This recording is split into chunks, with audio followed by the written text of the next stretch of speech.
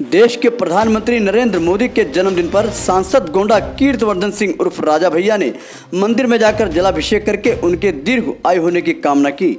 उन्होंने इस बीच गोंडा बलरामपुर में विश्वविद्यालय को लेकर मची घमासान पर बोलते हुए कहा कि गोंडा में विश्वविद्यालय की मांग बहुत दिनों से चल रही है, जो वर्षों पहले देवीपाटन मंडल के गोंडा तहसील के कन्नैलगंज के डोमाकल्पी में विश्वविद्यालय की जमीन को चिन्हित करके शासन को भेजा गया था।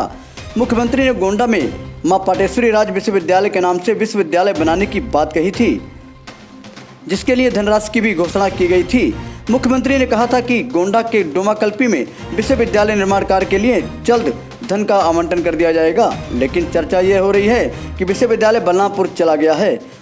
उन्होंने कहा कि लोकसभा के विशेष सत्र समाप्त होने के बाद मुख्यमंत्री से मिलकर विश्वविद्यालय निर्माण कार्य के लिए मैं स्वयं बात करूंगा। उन्हें जनभावनाओं से अवगत कराकर विश्वविद्यालय गोंडा में स्थापित करवाने पर भी बल दूंगा। वहीं पीड़ित परिवार के घर से कब्जेदारी को मुक्त कराने के बाद परिवार ने सांसद को बधाई देते हुए कहा कि अगर कहीं न्याय है तो वो सांसद के दरवाजे पर है। हमारा पूरा परिवार सांसद का आभारी है। इनके द्वारा दिलाए गए न्याय की सदैव प्रशंसा होती रहेगी। Bureau report, news agency 24।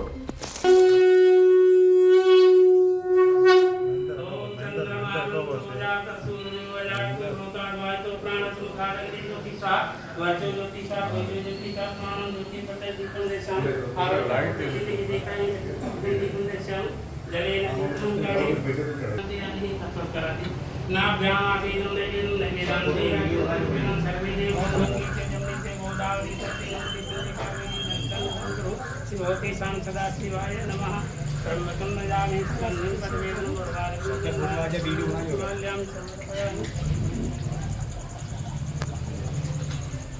कितना कितना आवाज बताएंगे यहाँ कम से कम 266 उनका मिला कि नहीं?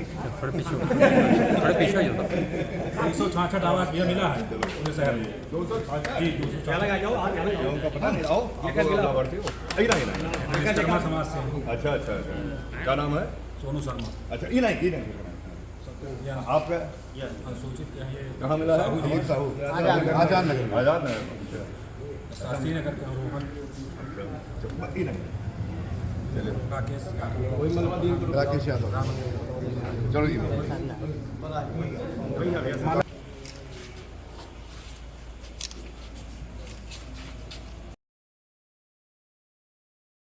सांसद जी जिस तरीके से गोंडा में यूनिवर्सिटी को लेकर चर्चा थी, अब वो बलरामपुर जा रही है। ऐसे में गोंडा को एक आस बनी थी कि यूनिवर्सिटी गोंडा को रोक मिलेगी।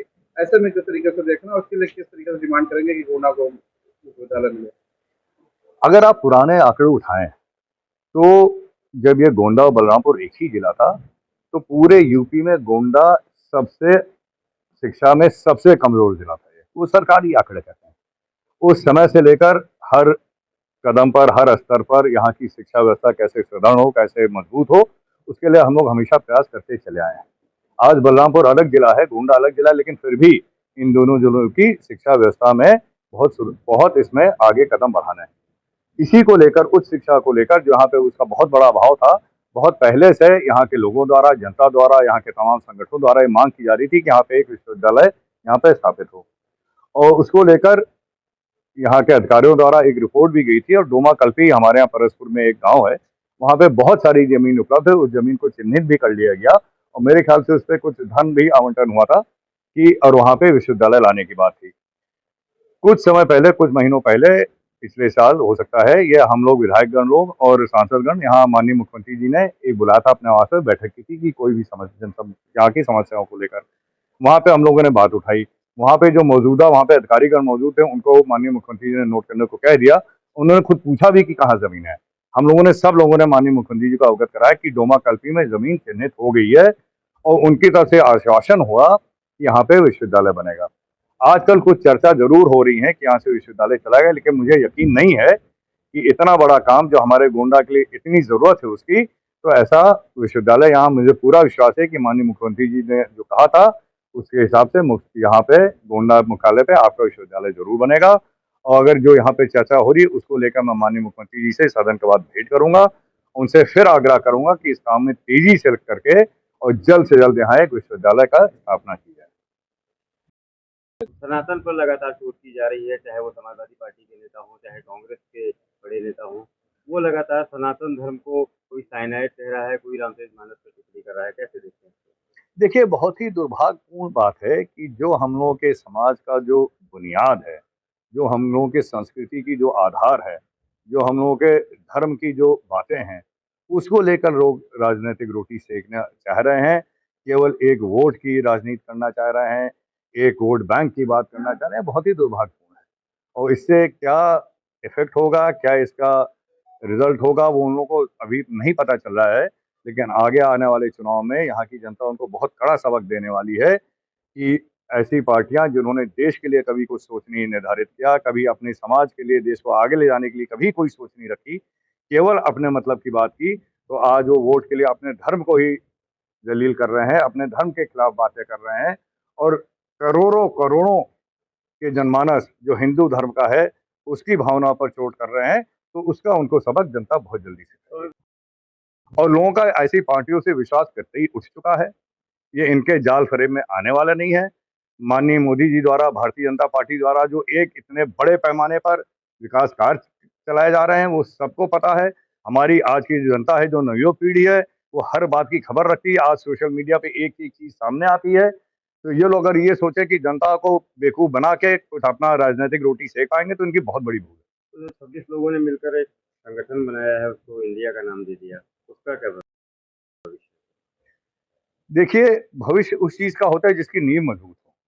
अपनी अपनी जगह पर ये सारे संगठन आपस में लड़ रहे हैं। ये जितने भी और ये छोटी पार्टियां हैं, ये कांग्रेस का विरोध करके इनका जन्म हुआ है। आप चाहे बंगाल की बात कर लीजिए, आप गुजरात की, आप मध्य प्रदेश की बात कर लीजिए, आप महाराष्ट्र की बात कर लीजिए, आप बंगाल की कहीं की भी कर लीजिए। तो ये तो आज इनको ये बहुत तड़प है कि कैसे इनको वापस सत्ता मिले, कैसे जनता को लूट मिले, इसलिए सब होंगे। लेकिन जहां तक इनकी भविष्य की बात है, इनका भविष्य तो तब होगा जब जनता इनको मौका देगी। और जनता इन सबको देख चुकी है, सालों साल देख चुकी है, इनके कार्यकलापों को देख चुकी है, इनके लूट खसोट को देख चुकी है, इनके भ्रष्टाचार से पीड़ित हो चुकी है। इनके समय में जो गुंडागर्दी चलती थी, वो अभी तक ताजा है लोगों के दिमाग में। तो इनको मौका ही नहीं मिलना है। Thank you so much. जब हमारे बाबा जी का है वो, आप लोगों का परिवार, तो उसमें कोई कहने की बात ही ना कर। Thank you so much. बैठिए आप। बस ठीक है। जी बताइए पूरी बात। मैं कल आई, उन्होंने, मेरे रिश्तेदारों ने कब्जा कर लिया था। जब मेरे पति की डेथ हुई, उसके बाद मैं 2021 में, ये 2021 में डेथ हुई थी। मैं आती जाती थी, पहले इसकी कोई बात नहीं थी। उसके बाद परसों मैं आई हूँ। 2 महीने पहले भी मैं आई थी, जून में भी आई थी, तब कोई ऐसी बात नहीं थी। हम लोग जाते थे, चाची का हाल चाल लेने जाते थे, लेकिन ऐसी कोई बात नहीं थी। उसके बाद कल मैं आई तो मेरे मकान पे कब्जा किया होता। उन्होंने नीचे भी ताला लगाया था, गेट तो दोनों का साझा था, उन्होंने भी ताला अंदर से लगाया हुआ था। फिर मैं अंदर आई अपने दरवाजे में, उन्होंने ताला लगाया हुआ था, ज़बरदस्त मोटा ताला लगाया हुआ था। फिर खुल नहीं रहा था, तो फिर इन्होंने, जो मेरे भाई थे और मेरे दामाद थे, उन्होंने धक्का उक्का दिया। उसके बाद दरवाज़ा टूट भी गया मेरा, खुल भी गया। और सीढ़ी का मेरा दरवाज़ा, उसमें ताला लगा हुआ था, लेकिन ताला लगा नहीं था, मैं आई तो। उसके बाद मेरे आंगन में ही हैंडपम्प उन्होंने लगाया हुआ था कब्जा करने के लिए। फिर आप कहाँ आई और क्या कैसे न्याय मिला आपको? फिर मैं उस ऊपर गई, ऊपर भी ताले वाले सब लगे हुए थे। फिर मैंने राजा जी की मदद से ताले वाले खुलवाए गए।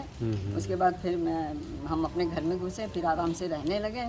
फिर मैं जब आई हूँ तो राजा जी को धन्यवाद देने के लिए मैं आई। तो सांसद जी ने आपको क्या आश्वासन दिया सांसद है? ने आश्वासन दिया कि आगे कोई परेशानी नहीं होगी, हम आपकी हेल्प करेंगे।